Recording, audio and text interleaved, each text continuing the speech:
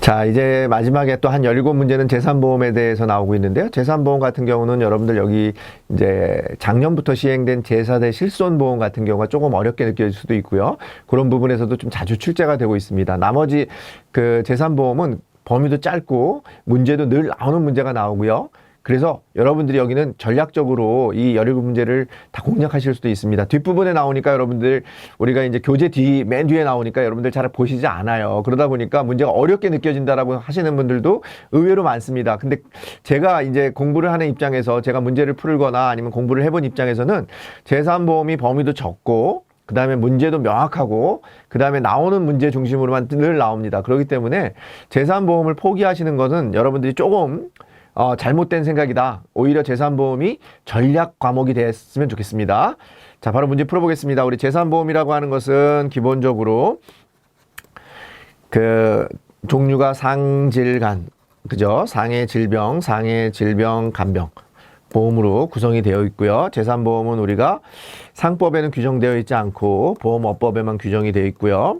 그 다음에 우리가 재산보험이라고 하는 것은 손해보험의 실손적인 성격과 생명보험의 정액적인 성격을 가지고 있다. 그래서 실손, 정액의 성격을 같이 가지고 있다. 이렇게 기억하시면 되겠고요. 그러니까 당연히 해당하지 않는 거 이건 보너스죠. 그죠? 상, 질, 간. 배상책임보험은 어디에 해당합니까? 우리 계속 보셨던 문제 중에 손해보험에 해당합니다. 자, 재산보험에 대한 설명으로 바르지 않은 거 그러는 문제입니다. 그래서 우리가 보험업을 겸용하기 위해서는 금융위원회 허가를 받아야 되고요. 그 다음에 생명보험의 재보험은 겸용이 가능하고 그 다음에 상해 및 질병으로 인한 신체 손해를 우리가 보상하는 보험이고요. 재산보험의 재보험은 겸용이 불가능한 게 아니라 우리가 마찬가지로 생명보험의 재보험 또는 재산보험의 재보험 둘 다 겸용이 가능합니다. 그래서 틀린 부분은 4번이 되겠습니다. 자, 손해보험회사에서 저축성보험으로 개발이 가능한 거, 저축성보험으로 개발이 가능한 거 또는 우리가 손해보험에서 질병, 사망, 특약의 조건이 있습니다. 이 두 가지는 기억하시면 되겠습니다. 일반적인 뭐 상해보험에서의 저축성보험의 그런 기간들 제한은 없습니다. 그러나 손해보험회사에서 저축성보험으로 개발할 때는 반드시 15년 이하의 상해보험으로만 만들 수밖에 없어요. 자, 요거는 그냥 암기하시면 됩니다. 뭐라고요? 15년 이하의 상해보험으로만 개발이 가능하다.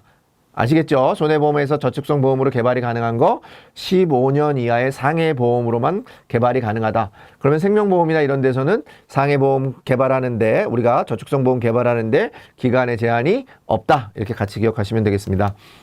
자, 상해보험에 가입하여 약관에서 보장을 우리가 이제 그 재산보험에서 우리가 그 약관 여기 이제 기준이죠. 여기서 기준 내에서 정하지 않은 거 여기 없는 거예요. 여기 기준에 없는 걸로 사망한 경우에는 뭘 지급한다? 책임진비금을 지급하고 그 계약은 소멸합니다.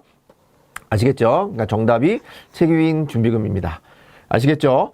다른 거 기억하지 마시고요. 그냥 재산보험에서 약관상 보장하지 않는 원인으로 사망할 경우 지급하는 금액은 우리가 책임준비금이다. 이렇게 기억하시면 되겠습니다.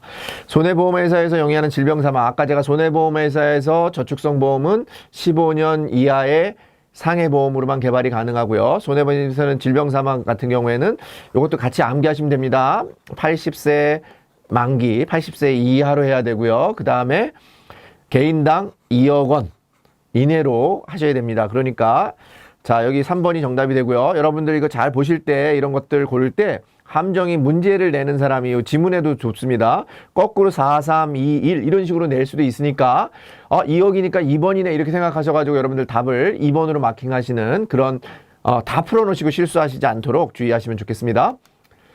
자, 39번입니다. 우리 상해보험사고 우리가 구성요건 여러분들 상해사고 얘기할 때 뭐라고 합니까? 그 교재 읽어보시면 상해사고란 우연 급격, 외래, 바깥에서 일어난 사고여야 된다. 그렇게 기억하시죠? 그래서 요 세 가지의 구성 요건 뭐라고요? 우연해야 되고, 급격해야 되고, 외래에서 일어나야 된다. 우리가 질병 같은 경우는 내재성이죠. 질병보험에 대해서도 외래 얘기하면 틀린 지문이 되겠고요. 그 다음에 요 우연성, 급격성, 외래성에 대한 각각의 내용들을 우리가 골라내는 문제도 있습니다. 그러니까 여러분들이 우연성이 뭐고, 급격성이 뭐고, 외래성이 뭐다라고 하는 거 같이 기억하시면 좋겠습니다.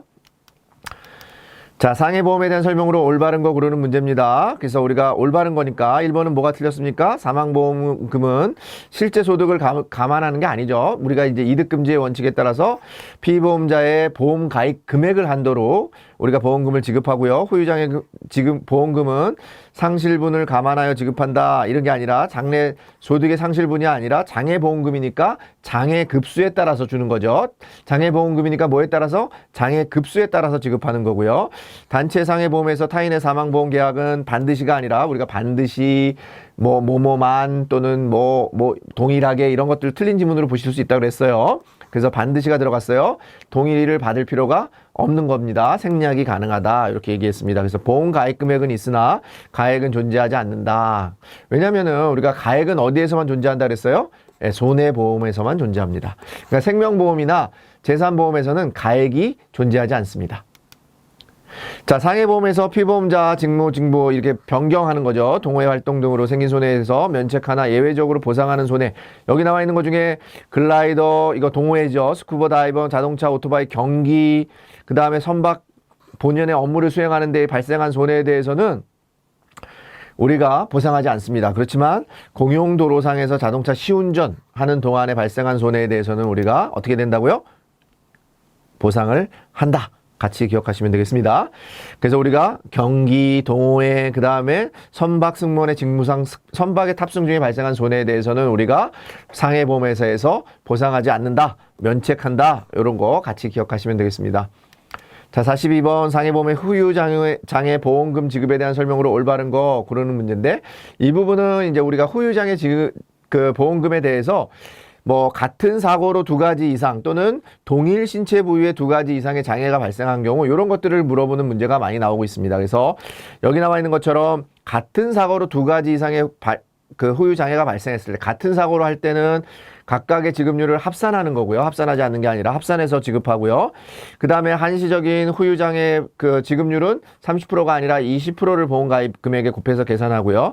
후유 장애 보험금은 피보험자의 직업소득을 고려하여 초과 소득이 후유장애 보험금은 피보험자의 신체 장애 정도. 우리가 아까 말씀드린 것처럼 장애 등급에 따라서 후유장애 그 보험금이 지급된다라고 얘기했죠. 그러니까 장애라고 하는 부분은 어떤 직업이나 소득하고 관련이 없는 거예요. 장애 등급하고 관련이 돼 있는 부분이니까 틀린 내용이 됐고요. 자, 요 4번 지문은 우리가 여러 가지로 시험 문제도 나오니까요. 같이 기억하시면 좋겠습니다.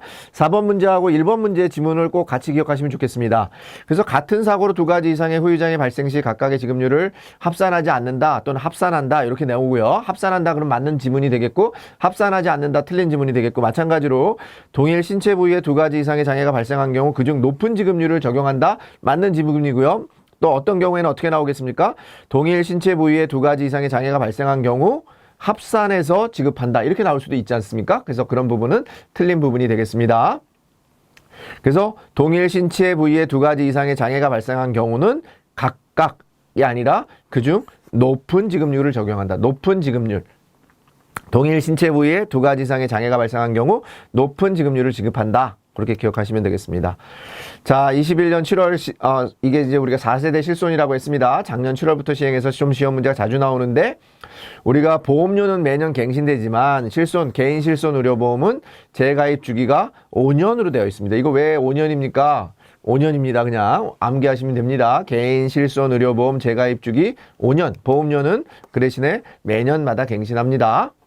옛날엔 바뀌었어요. 그래서 여러분들이 요즘에 실손 의료보험 같은 경우가 많이 바뀌었어요. 왜냐면은 너무 많이 우리가 실손보험 의료보험을 활용해서 여러분들이 치료받지 않아도 되는 부분까지 보상을 받다 보니까 그 적자가 심해지고 있습니다. 그래서 우리가 4세대 실손 의료보험에서는 재가입 주기를 5년으로 했고, 그 다음에 그 보험료는 매년 갱신하는 그런 부분이 되겠습니다. 시험 문제는 이렇게 바꿔서 나올 수도 있겠죠. 그죠? 재가입 주기가 1년이고 우리가 보험료는 5년마다 갱신한다. 이렇게 되면 틀린 지문이 되겠습니다. 상해보험의 보험금 지급에 대한 설명으로 틀린 거 고르는 문제입니다. 자, 우리가 보험금 청구하면 며칠 이내에 보험금 지급하죠? 예, 특별한 이유가 없으면 3영업일 이내에 지급합니다. 그렇기 때문에 틀렸습니다. 자, 5영업일 이내가 아니라 우리가 보험금의 지급은 3영업일 이내입니다. 반드시 기억하십시오. 보험금. 우리가 일반적으로 보험금을 청구하면 보험금 뭐 사고가 발생을 해서 보험금 청구 서류를 작성을 해서 제출을 하면 3일 이내 지급하죠. 3영업일 이내도 아니죠. 요즘엔 바로 아마 여러분들 내시면 바로 심사하고 막 당일 지급까지도 가능합니다. 왜냐면 이게 굉장히 중요한 서비스라고 생각을 해서 보험회사들마다 이 서비스, 보험금을 지급하는 그 기일을 단축하고 있어요. 그러니까 웬만하게 여러분들이 특별하게 조사가 되거나 아니면은 서류에 문제가 발생하지 않으면 바로 지급받을 수 있다. 그러나 법에서는 어떻게 정하고 있다? 규정에서는 3영업일 이내에 지급하도록 되어 있습니다. 자, 대중교통 이용 중 대중교통 수단에 해당하지 않는 거 시험 문제 자주 나오지만 이것도 보너스 문제입니다. 여러분 그냥 암기하시면 됩니다. 전세버스와 뭐는 안 된다? 렌터카는 적용되지 않는다. 그렇게 기억하시면 됩니다. 뭐라고요? 전세버스와 렌터카는 우리가 대중교통 수단에 해당하지 않는다. 나머지는 다 되는 거예요. 단체상해보험에 대한 설명으로 틀린 거 고르는 문제입니다. 그래서 우리가 그 비영리단체, 비영리법인단체는 뭐라고요? 3종이 아니라 2종 단체죠. 비영리 2종. 이렇게 기억하시면 됩니다. 비영리 2종. 그 다음에 급여 1종. 그 다음에 법정 3급, 3종. 이렇게 기억하시면 되겠습니다. 자, 우리가 다시 비영리단체는 뭐라고요? 비영리 2종. 같이 기억하시면 되겠습니다. 자, 47번 문제입니다. 우리 안보험에 대한 설명으로 틀린 거 고르는 문제입니다. 틀린 거 고르는 문제니까 여기서 뭐가 틀렸습니까? 그 진단계약은 계약의 철회를 요청할 수 있다. 우리 여기 진단계약은 철회를 요청할 수 없어요. 우리가 전문계약이나 전문계약자. 우리가 이제 전문계약자가 있고 전문 계약자, 전문보험자죠. 전문보험 인력들 또는 여기 나와 있는 것처럼 진단계약이나 이런 경우에 해당하는 경우에 대해서는 보험계약자가 보험계약의 철회를 요청할 수 없다. 이렇게 꼭 기억하시면 되겠습니다. 자, 4세 실손 하나 더 나왔습니다. 의료기관별 공제금액. 이것도 자주 나오는 문제인데요. 뭐 여러분들이 이 부분은 왜 3만원에 30%냐, 2만원에 20%냐, 이런 것들을 여러분들이 특별하게 왜 그런지 이해할 필요가 없습니다. 그냥 암기하시고, 여기 나와 있는 것처럼 통상적으로는, 기본적으로 맞는 부분 이제 보시면은 2번 같은 경우에 보건소는 작은 기관이니까 1만원과 20%, 종합병원은 2만원과 20%, 그 다음에 상급 종합병원도 2만원과 20%, 이렇게 4세 실손에서는 그 공제금액으로 우리가 그 급여 의료비 기준입니다. 급여 의료비 기준에서는 요렇게 정하고 있고요. 비급여 의료비 기준에서는 3만원 30% 이렇게 정의되고 있으니까 여러분들 여기 급여 의료비 기준에서는 우리가 보건소나 의원, 그러니까 병원이 굉장히 작은 급에 해당하는 부분은 1만원 20%, 그 다음에 나머지 우리가 종합병원이나 상급병원은 2만원 20% 이렇게 같이 기억하시면 되겠습니다.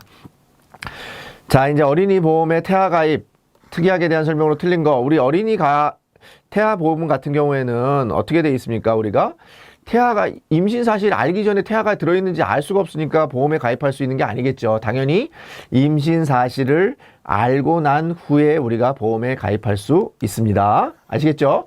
태아 보험이라고 하는 것은 임신 사실을 알고 난 후에 우리가 가입할 수 있다. 자, 시험 문제 항상 요 지문이 나오니까 여러분들 그냥 이렇게 암기하시면 됩니다. 저처럼 우리가 어린이 보험의 태아 가입 특약은 임신 사실을 알고 난 후에 가입하는 거다. 이렇게 기억하시면 되겠습니다.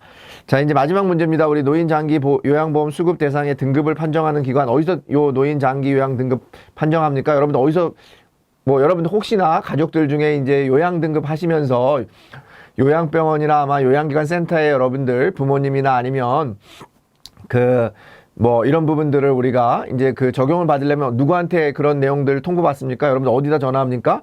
예, 국민건강보험공단에 여러분들이 요청을 해서 요양 등급을 받으셔야 됩니다. 그죠? 그래서 거기서 판정을 해줍니다. 국민건강보험공단에서 직원이 나와서 확인을 한 다음에 최종적으로 판단을 해주고 있습니다.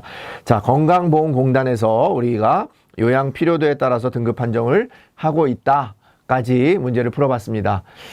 자, 우리가 삼보험은 말씀드린 것처럼 범위도 좁고 늘 나오는 문제가 나오고요. 여러분들이 기본적으로 꼭 나온다라고 하는 부분들 문제만 풀어보시면 어렵지 않게 문제를 풀 수 있는 그런 부분이니까 여러분들 끝까지 그런 부분까지 확인하셔가지고 우리가 합격에 꼭 그런 영광을 누리시기 바랍니다.